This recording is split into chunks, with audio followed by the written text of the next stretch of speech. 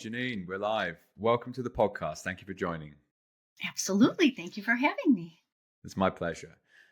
We've done some sessions recently, and we can go into specifics about some of the stuff that's come up for me personally, which I think is always fun to share for those that are listening out there.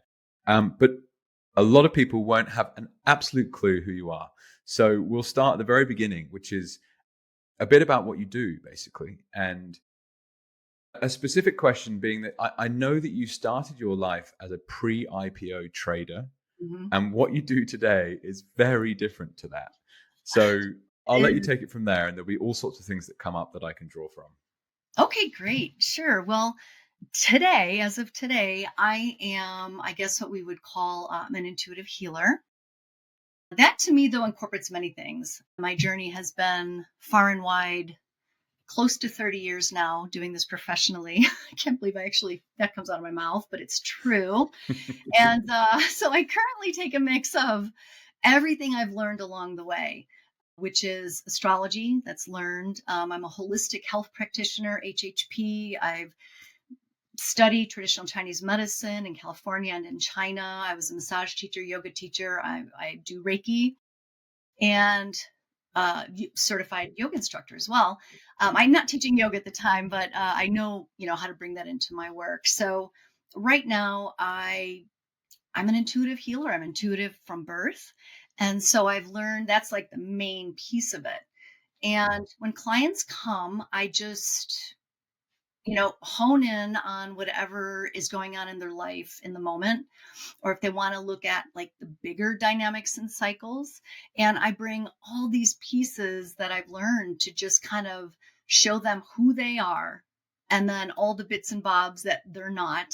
And then we anchor that. We anchor that centerpiece of who they are and learn how to kind of work with the extraneous stuff that those dynamics are over with. So, yeah. Cool. I love the idea, generally speaking, of taking inspiration from different places. And so we are all intuitive. We're all problem-solving machines. Like, point yourself at a problem and you'll eventually solve it.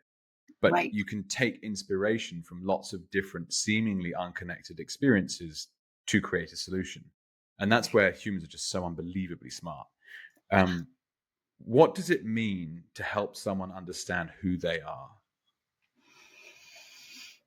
That's a great question. To me, it's that unobstructed neutral zone that we all know is in there. It's that feeling tone space that we settle in on. And sometimes we'll be stronger with that settling in. Sometimes it'll waft in here and there, amidst our emotions or our thoughts.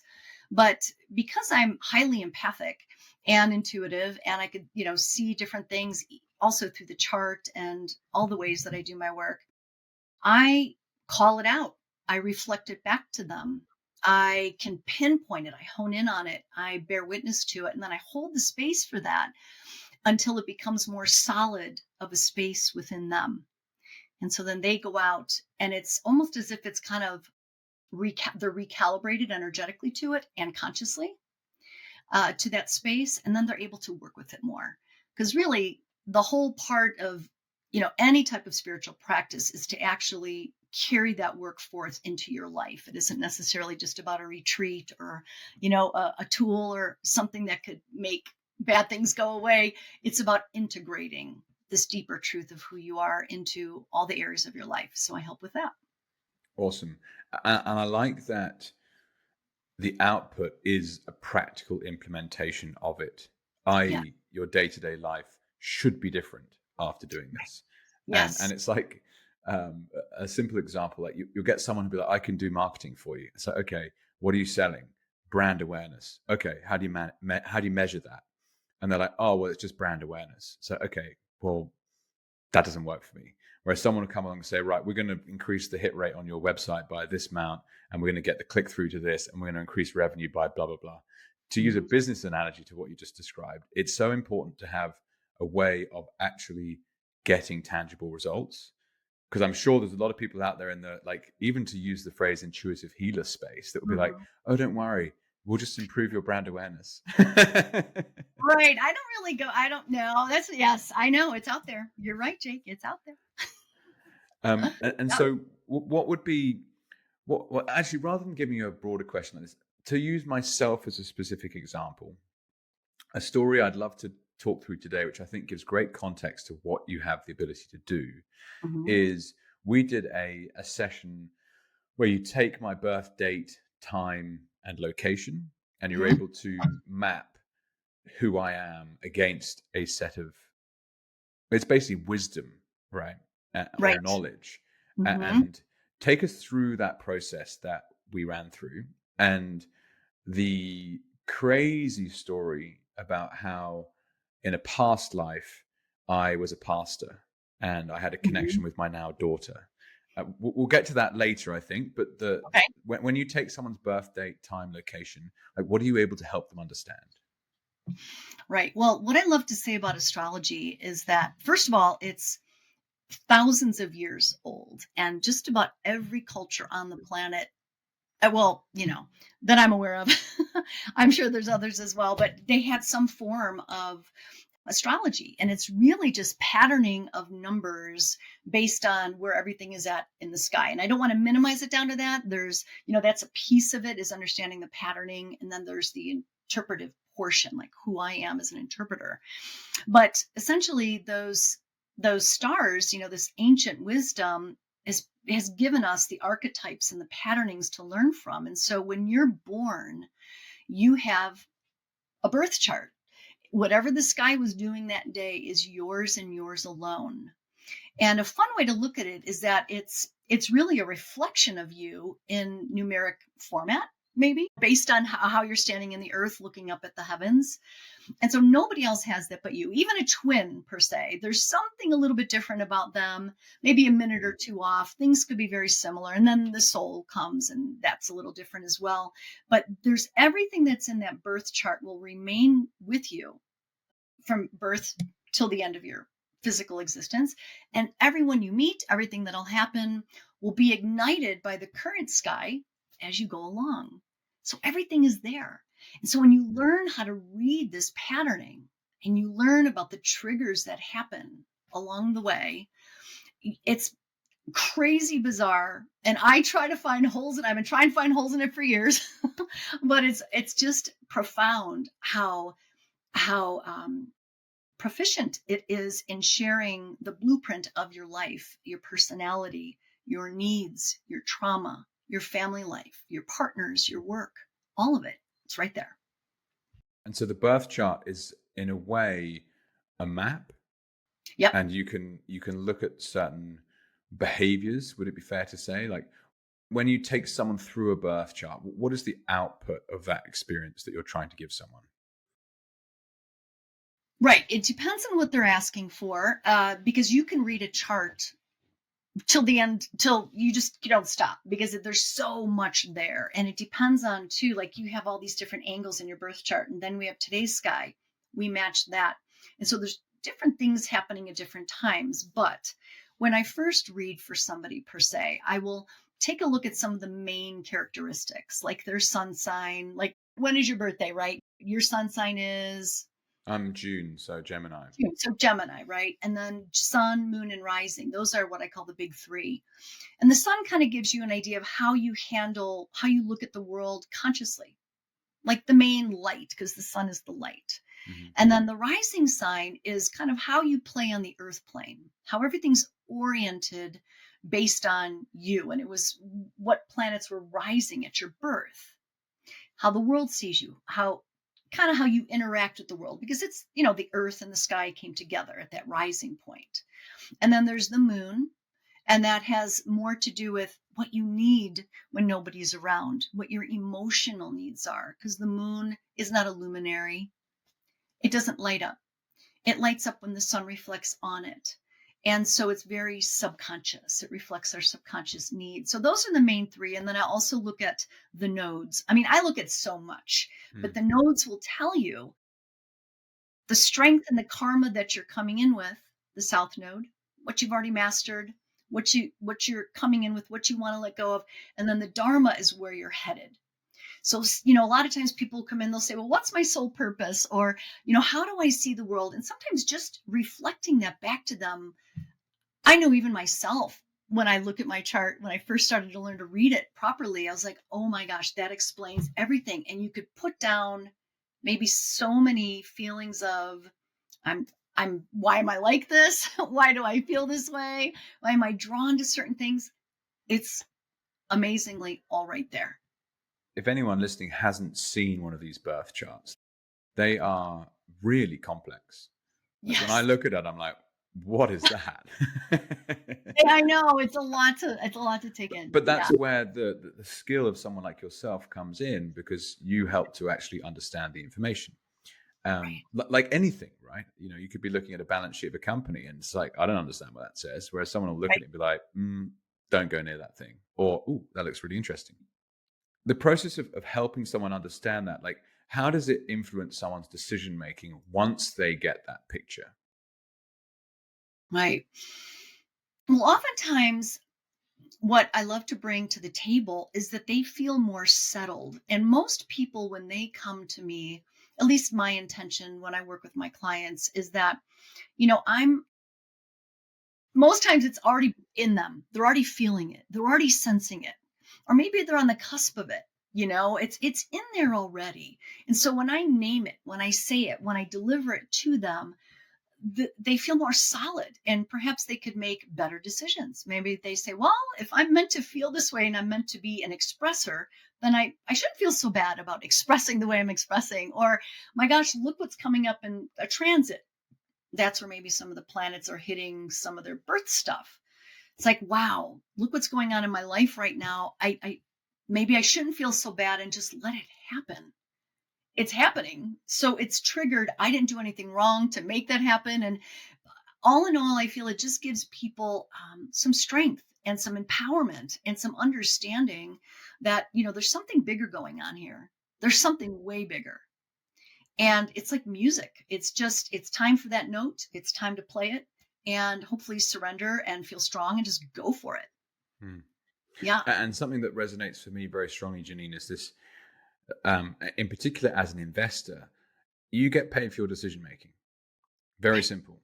Either Yeah. you're right or you're wrong. And that's the beauty of capitalism. And it's not a nasty word. No. If anything, it's nature, right? Yes. You made a bet and it went well, or you made a bet and it went very badly. And Right. that's okay. Right. But what I love is investing in decision making. And so Mm. to use a specific example that both my wife and I have had sessions with you recently around the location that we're currently living, Right. and how do you decide where the right place to live is? And in some ways you go round and round and round and round in circles. And, there's always somewhere else that's going to be slightly better. But if you can make a reasoned judgment by taking, whichever tools off the shelf you might choose to Right. use, and you go, Mhm. oh, actually, I now feel more comfortable about this. So that would be one example. Like, how does what you're able to read help someone decide where they might want to live, like as a specific use case? And like we looked at the map, right, and we could see those energy Right. lines, for example. Yeah. Well, I feel like they come with three different places.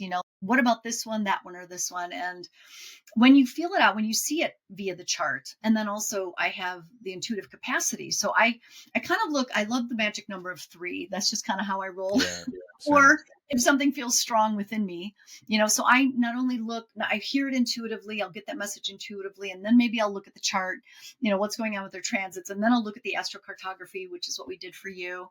And, when you feel into things and you get that extra boost, it just, I feel like it gives somebody support to say, okay, we may not be finding where we have to be here yet, but this is the place. Or, we were considering that over there. Now I understand why it wasn't feeling quite right. I couldn't put my word to it. I couldn't put my finger on it, but I understand now why maybe it isn't quite right for us. And so I feel it always helps people, again, kind of lean into what they were already feeling on the inside. Or maybe not, maybe it also can open up an idea of some place they hadn't even thought of. Maybe it wasn't on the radar, or they didn't even give that to themselves. And then it shows up. We're like, hey, did you ever decide this? Did you ever think about that? And then something new floats in. So, And again, to use like a business analogy, but to double down on your position when it's going well is a great call. But to do that, you need conviction. And so Right. if you can take a piece of information that, for example, you're able to help tee up and go, okay, I'm actually more convinced than ever that this is the right decision. That Right. helps. Flip side of that is maybe the answer was hiding in plain sight, and this is a sunk cost, and you got to cut your loss. And a very, very simple psychology for all investors is you hold on to your losses a lot longer than you hold on to your gains. And so the quicker you can realize that actually you're trying to push water uphill, this is a bad allocation, Right. get out, Right. the better. Yes. Wow, it's so cool, isn't it? And even just now trying to think about how you can use these things is getting my brain going. It's fantastic. I love and so it. where Yeah. I'm going to go, Jeannine, now is so that's a bit about how astrology can be helpful. And it's basically, it's an assistance to help you understand why you feel the way you do, and equally to guide decision making.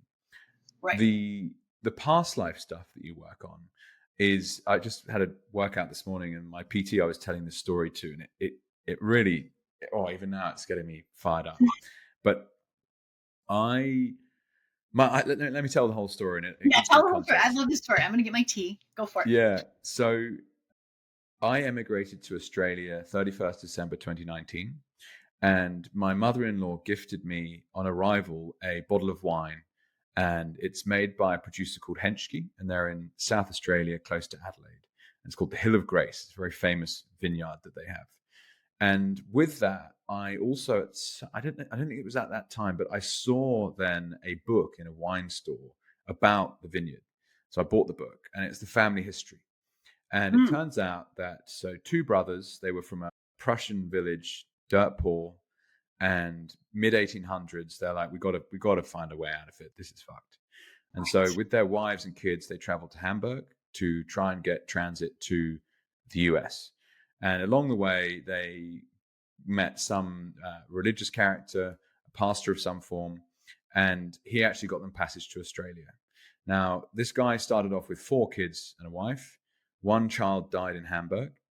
And then in the 3 months sailing from Hamburg, south of South Africa, across to Australia, his wife died and another child died. And they were, thrown overboard at sea. So he arrived in Adelaide with his brother and his family, minus 2 kids and minus a wife. I mean, talk about like a strenuous journey. And I was like, oh, wow, I just got off the plane. How much easier is it for me than that? Right, right. And they basically, they settled in Adelaide, moved into the Adelaide Hills, ended up in the Barossa Valley, which is now one of the most famous wine countries in the world. And the Hill of Grace is grown on a piece of land that this guy's descendants now manage, and it's still a family business. Amazing. And for some reason, and this is where the hairs on my neck are going, for some reason, that story resonated with me so strongly. And I was like, wow, what an incredible story. And then I had a session with you, with Lauren together, and we were trying to work on some stuff for my daughter. And you told me that I'd had a past life. And in that past life, I was a pastor, and I was actually in Australia. So as a soul, I've done this trip before. And on my journey here previously, I lost my wife and children. Yeah. And I met Ruby, my eldest daughter, who was the youngest of a all-female family, who was very poorly treated by her sisters and aunties and mother. And so as a pastor in this previous life, I scooped up this young girl and looked after her as if my daughter. And this particular iteration of life in the physical reality is an opportunity for Ruby and I to reconnect as a father and daughter. And I was just like, what the hell? Where has that come from? And then when I thought about how much that Henschke story resonated with me, and it's like, hang on, in your physical reality, why do some things resonate and other things don't? And what if it's the case that actually that really spoke to me because I did that in another life? I know. And you're like, I mean, how do we even get there, Jeannine? Teach me how you got into learning about this stuff and where it comes from. I love that story, Jake. And actually, I remember that was the first reading, and I was, can I share a little bit? I mean, I won't Please. No, okay. Go ahead. you and sweet Lauren, you guys were coming in together. And I was like, uh-oh, this is all about Jake right now. And so that's all I got. That's all I was getting. And it was big. And I didn't know anything about you. We hadn't looked at your chart yet. Nothing. Like this was just you, like the raw reading. And the past life was kind of screaming out loud. And yeah, so then I think later you told me I can't remember where, maybe another session or whatnot, a little bit about that background, how much that story just rang true to your soul. Like before you Well, even heard it was after that initial reading that I then thought about how yeah, much that's that right. that winery story had spoken to me. Yeah. That's right. And so what I say to that is that, there's the saying that, everything is energy first. And that isn't a spiritualism. That's like quantum physics. I would say that everything is energy. And this is something that science and spirituality kind of go hand in hand with. So having said that, when I see somebody and, we have a lifetime,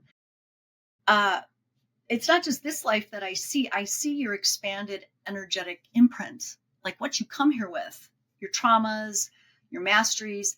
And on top of it, like in order for you to have that feeling, like you were asking, why would I have that feeling? Why do some people have that feeling and not others? It's because we draw in energetically that which we are. My belief after all these years of really consciously doing this is that you cannot see something that you're not.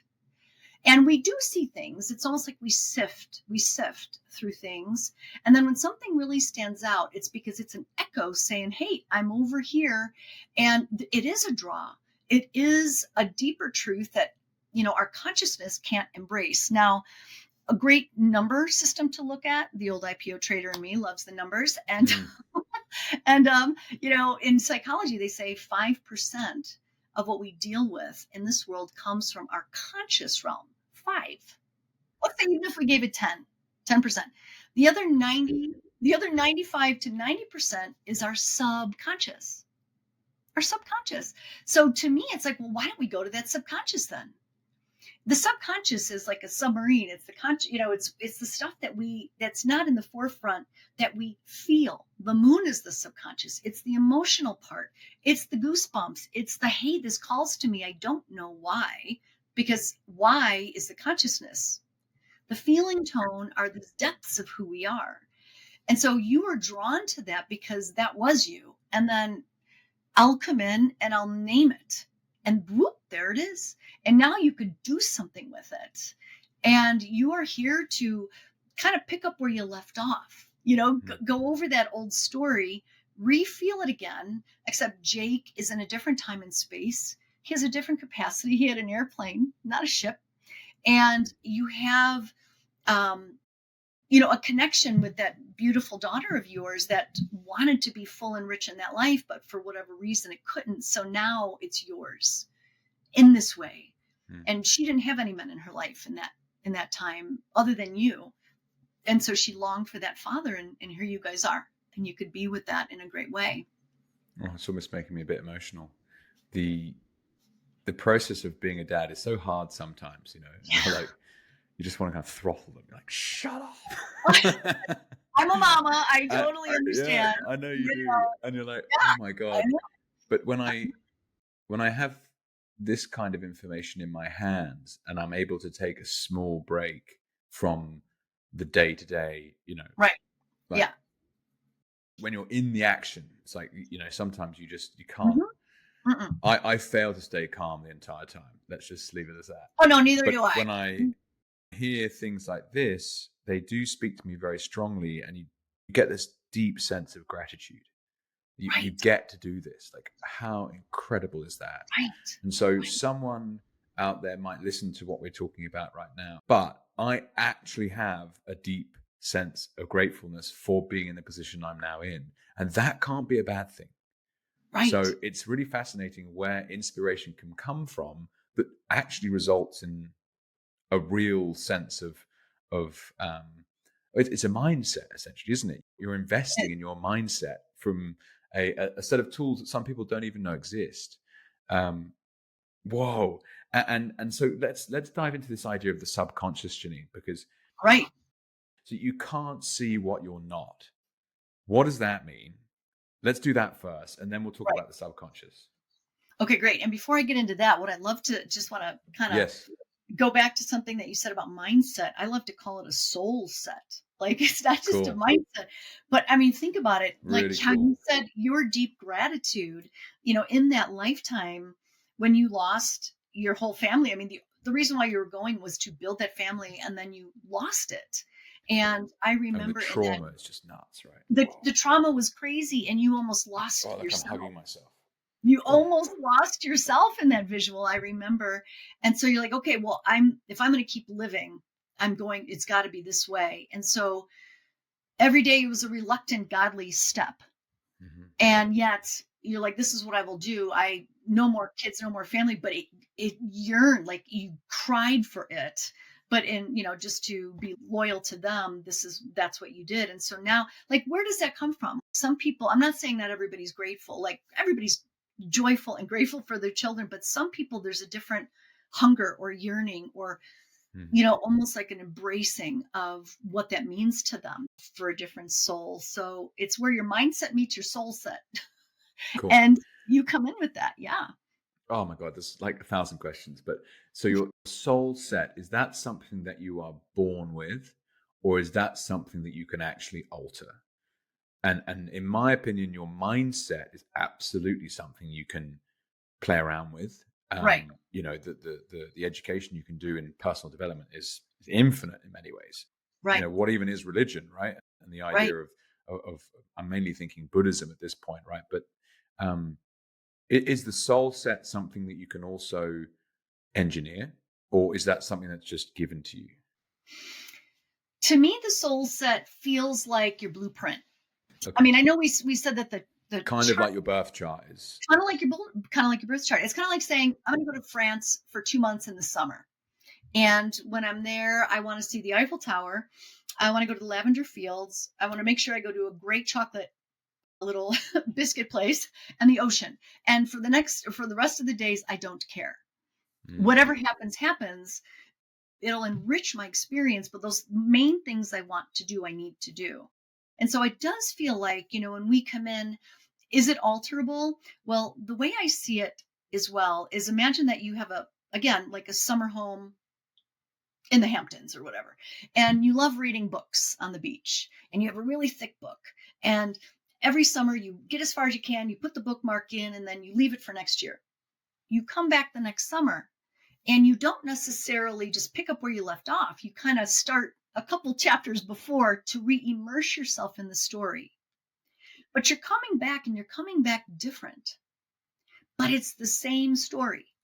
But you come back different. And so your perspective is different. Your capacity is different. Where's your soul been that you have different tools to meet this? So the story is the same, but perhaps you're meant to walk over the threshold and bring it to a different ending, bring it to a different point of expansion that you just couldn't be in that other time and space. Again, I've got too many questions that I can ask, Jeannine.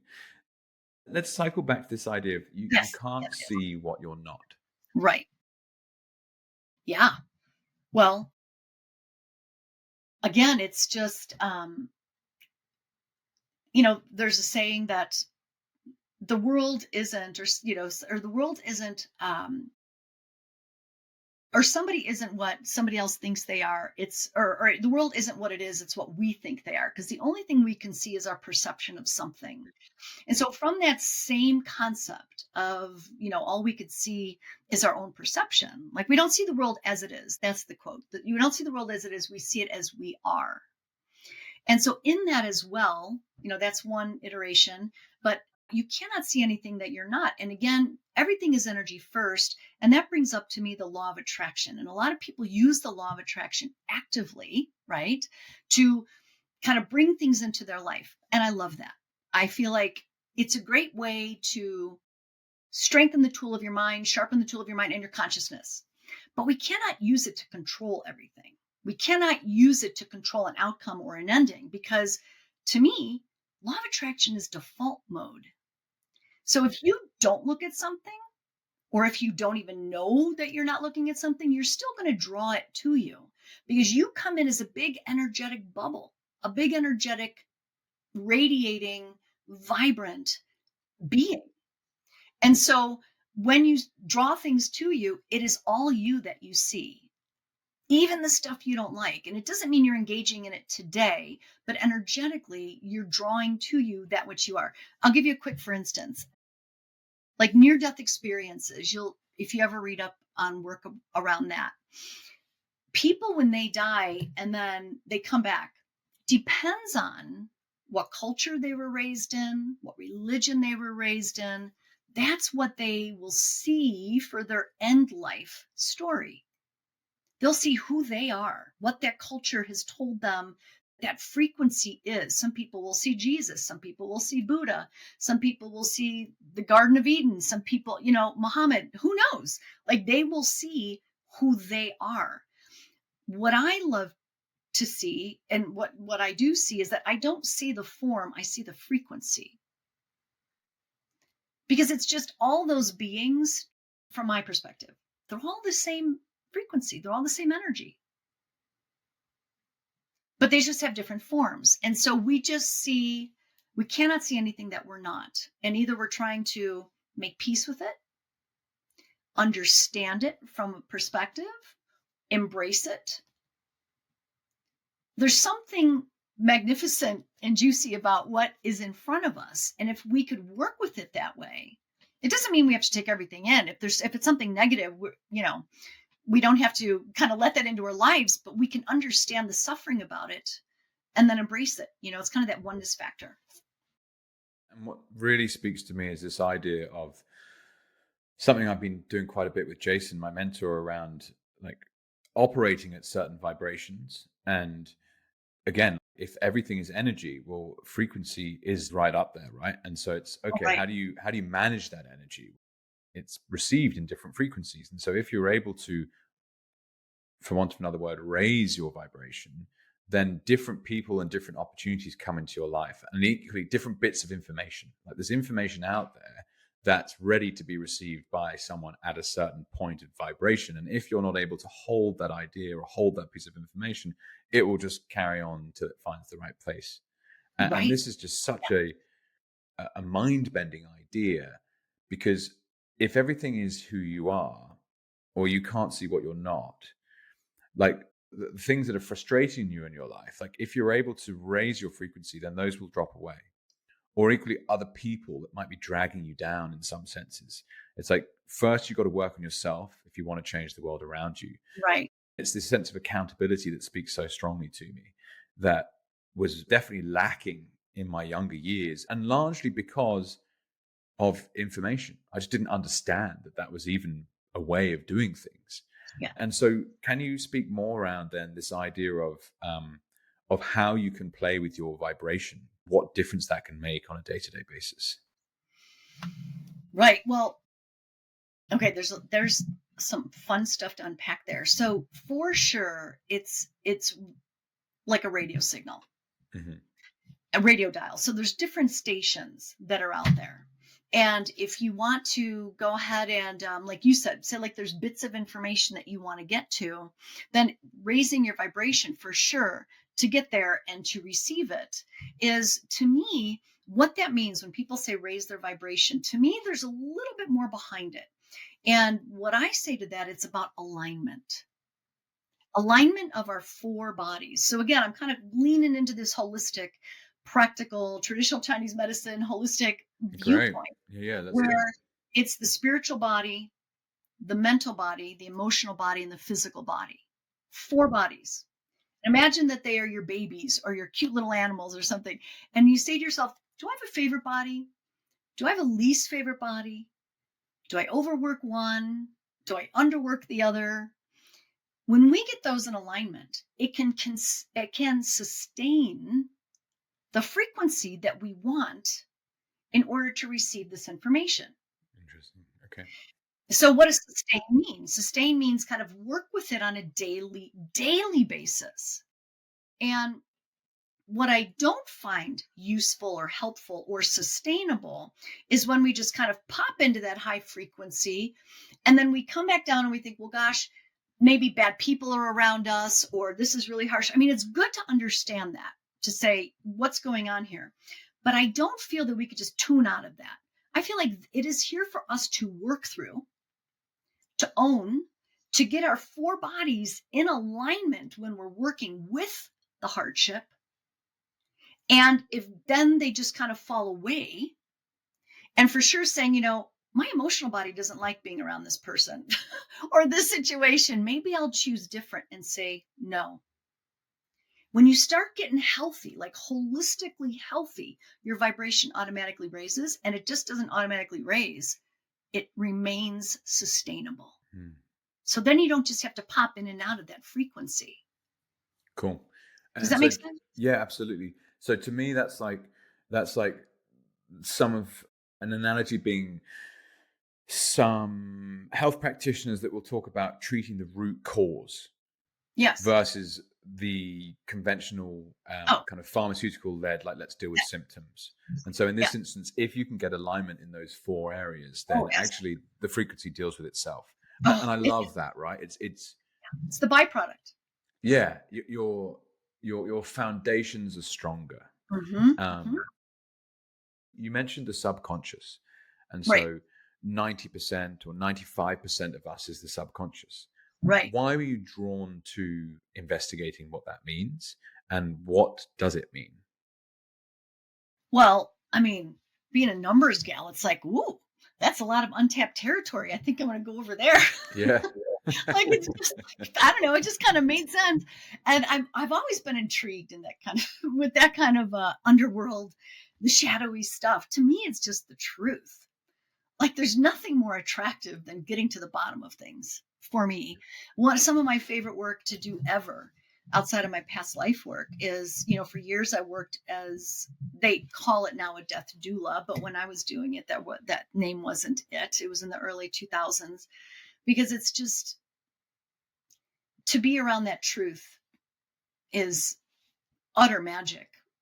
And it's an honor in every way, because everything goes away and you get right to the core of things, right? And so the subconscious, if that is what's forming us, then let's go there, man, because at the end of your days, it's going to show up anyway.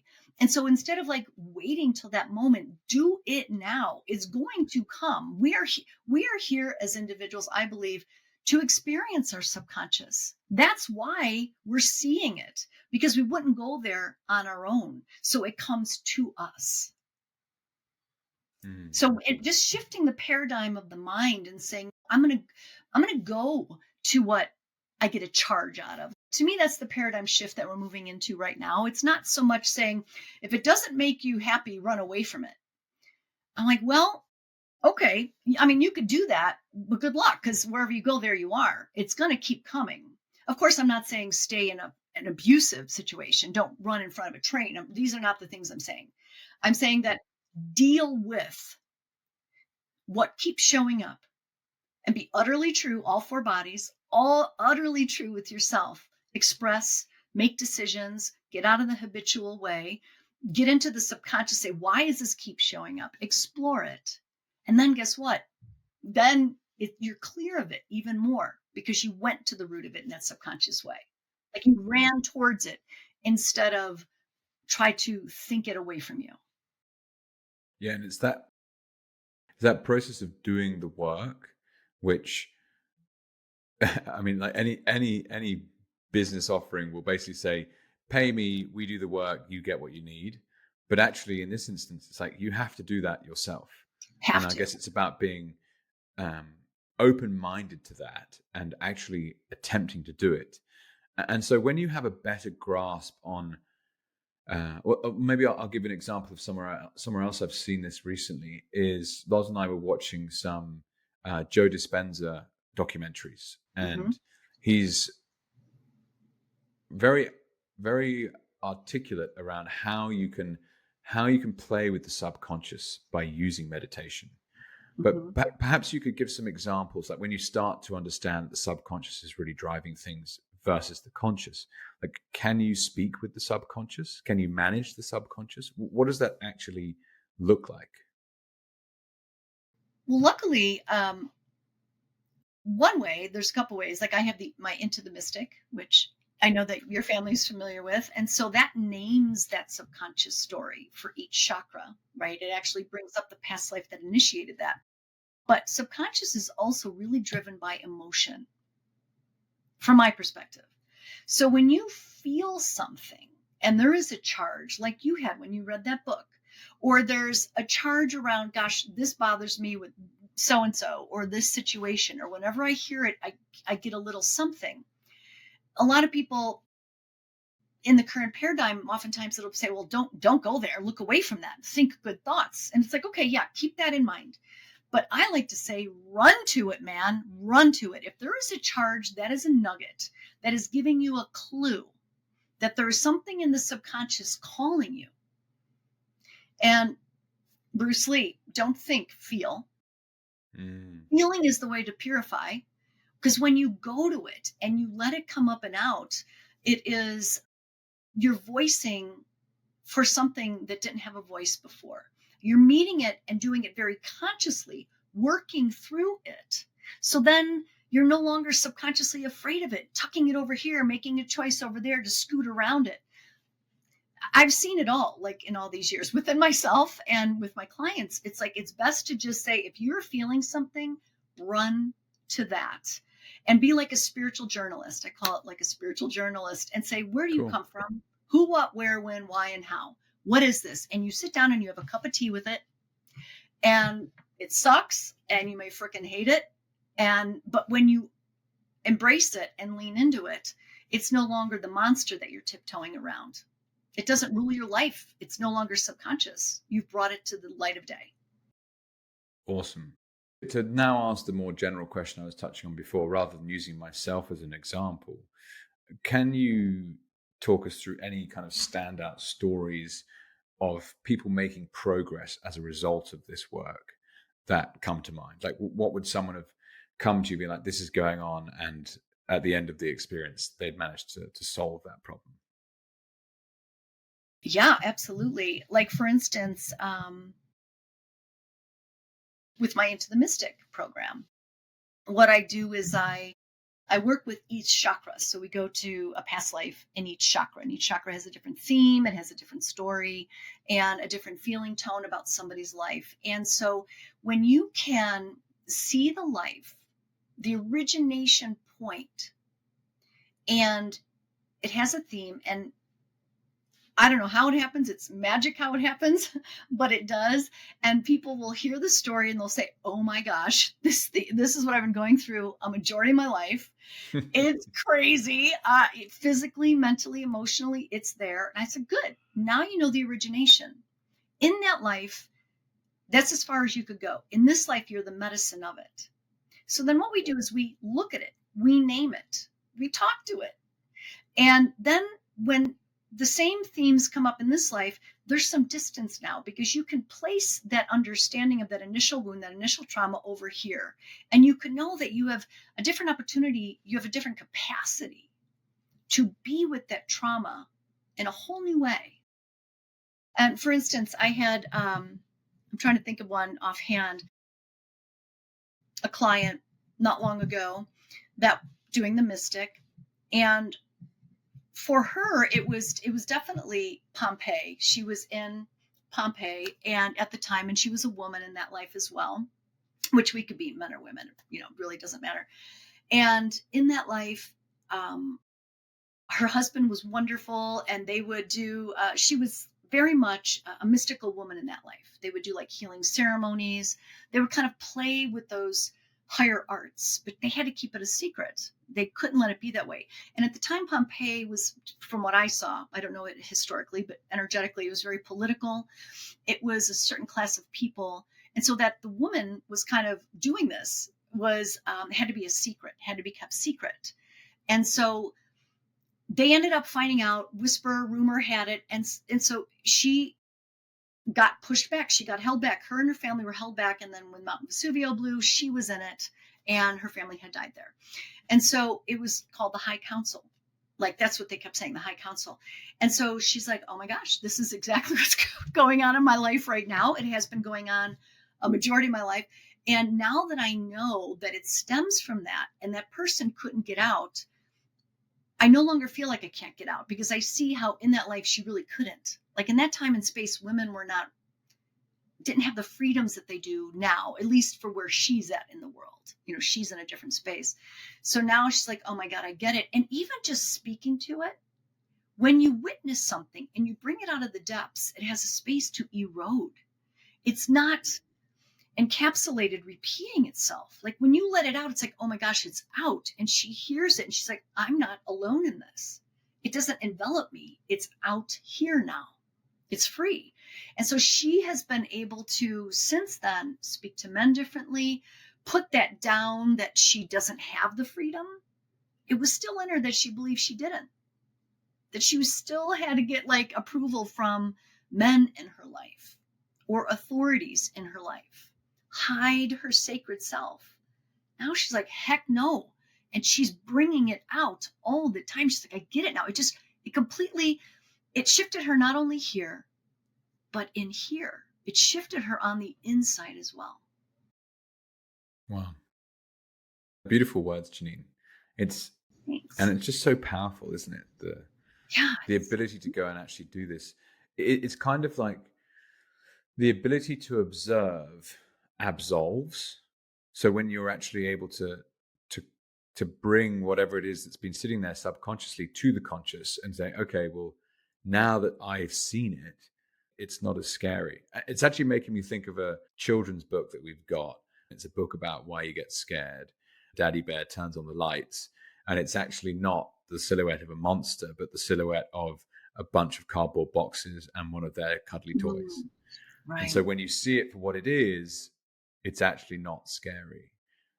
Right. And that's incredibly powerful, right? Because we spend so much of our time walking around in our little monkey brains thinking about all this crazy shit it's just pointless in many ways. We don't know the origination of it. Yeah. So I call past lives, I say they're like children.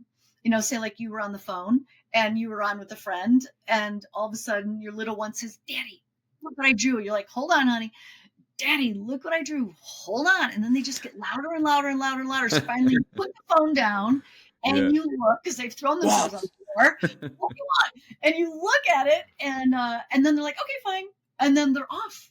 And they're off and again. Past lives are the same way. They give you an opportunity to go back to the same feeling tone, to go back to the same story, but you're doing it once you hear it, you're expanded. So you could bring a whole different expanded output to it.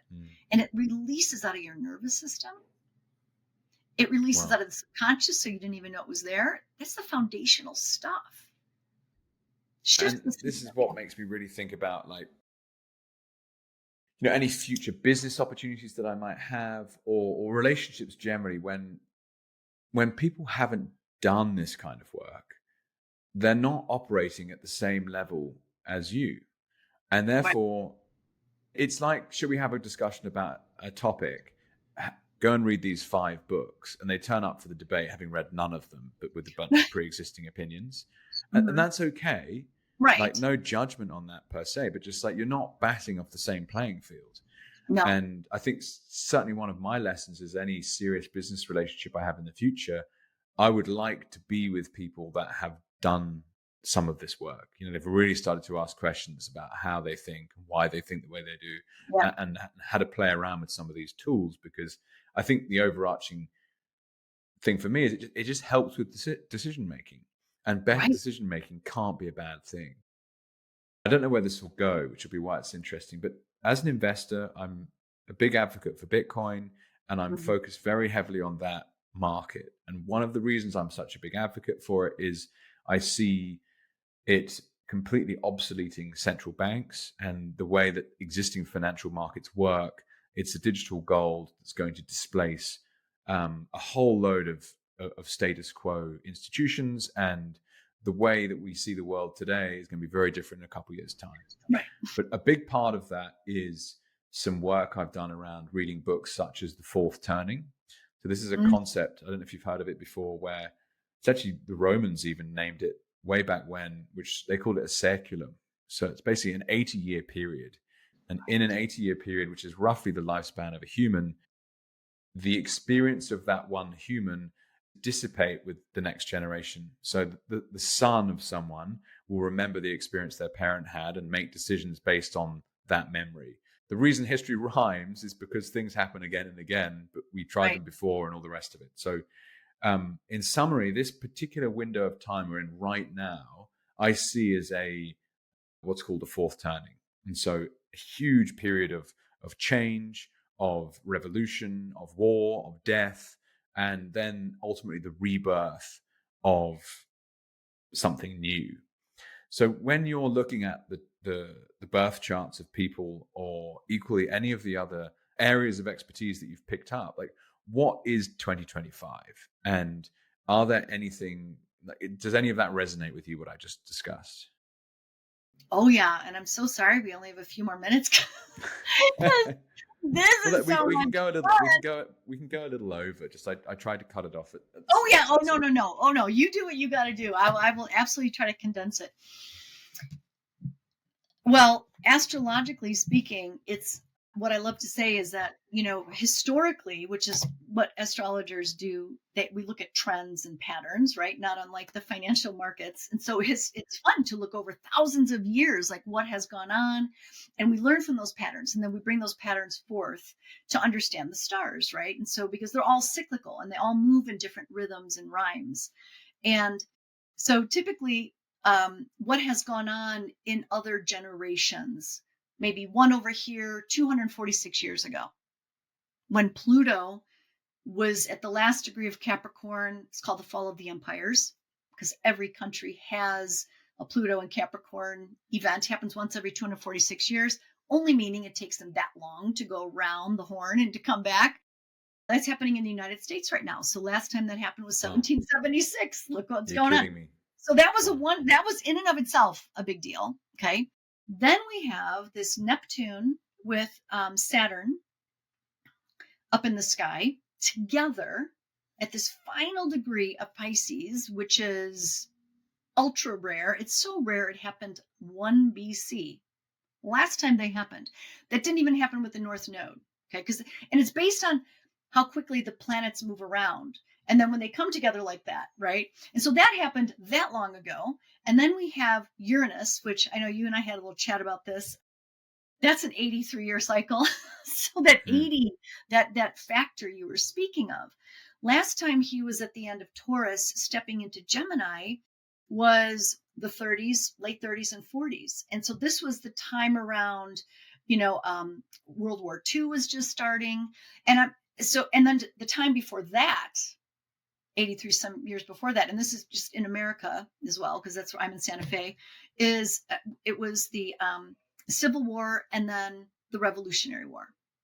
When you go back historically, those time frames. So it's not to say that, and it's going to be here, all three of those, just those alone, and there's more, but those three are happening in 2025 all together. So it's like a smoothie. It's like these singular planetary events that were very, in and of themselves, generational markers historically. And so, They're all Jeannine, just happening this year. you're so true about like patterns and financial markets as well. Because I would look, let's say you did some technical analysis on a potential purchase or sale of an asset. You can take all manner of different metric, whether that's like RSI or stochastic RSI or fear and greed, or just there's tons of different things you can take. These three astrological Events. convergence Yes. moments, let's say it, like these moments of converging in this one year, like what do you think that means will happen? Here we go. That's all that means. And I feel like on a soul level, every single one of us knew that this was coming. This is why we're here. And it is, I tagged this a couple years ago. I do mantras a lot. I love to kind of condense things down. I called it good grief. And it's really, but grief, not like, and I don't want to push fear. That's not it. It's just that if you know that an ending of an identity is here, then surrender. And it's also an opportunity to stretch our faith and to see, we all say that, not all, but many people will say that they're spiritual beings. They believe in oneness, the God factor, creator, whatever it is. And this is really a moment that we could stretch that. It's what I call it is the second album syndrome. I'm a product of the 80s. So it's like, you're an awesome rock star. Steve Perry from Journey, it's like you make the first album, it's like unstoppable. And then you sit there with the second album, you're like, I mean, maybe he didn't think it, but I could imagine, you sit there and you're like, is this going to be as good as the other? And if you're really afraid of it, it just keeps you in the cycle and in the loop subconsciously of not having the courage to say, fuck it. That identity is over. I'm just going to surrender to that and I'm going to really move into this. And we've had eons, and I don't look at time really as time, it's more like space, but it's numerical, so let's call it time. We've had all this time to say, I'll do it. Give me a minute. There's no more minutes. And what I love to say about this time and space that we live in is that, the good news is we don't have to die to have a reboot. The bad news is we don't have to die to have a reboot. Because the hard part is, can we let our conscious mind get over the old ego story that we've been telling ourselves and just really shed that and let us go where spirit wants to take us? War doesn't have to be. War only happens when change isn't allowed. We say we want change, but then we don't. How typically, somebody doesn't want it. But regardless, it's time. The big dissolving is here. Pisces and Neptune is all about dissolving away. So just soften the knees, surf the wave that comes, and trust who you are and let go, because the whole new world is underfoot. Awesome. And that feels like a brilliant way to say thank you very much for an awesome conversation. Thank you, Jeannine. Thank you. My last question is, if people want to reach out and get in touch, what's the best way to do that? My website, JeannineKim.com. I'm not really a social media person, but come get me over there. JeannineKim.com. Yeah. I'll put that in the show notes so people will be able to find it very easily. Jeannine, thank you so much for sharing all of that today. It's been awesome to learn from you. You're welcome, Jake. Thank you for having me. I loved every minute. My pleasure. Thank you, Jeannine.